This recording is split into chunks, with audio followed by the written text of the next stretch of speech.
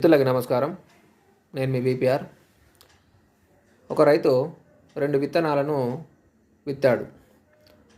అందులో మొదటి విత్తనం ఇలా అంటుంది: నేను మొలకెత్తుతాను, సూర్యరశ్మిని చూస్తాను, పువ్వులు పూస్తాను అని చెప్పేసి ధైర్యంగా చెప్పింది. కొద్ది రోజుల్లోనే మొక్కగా మారింది.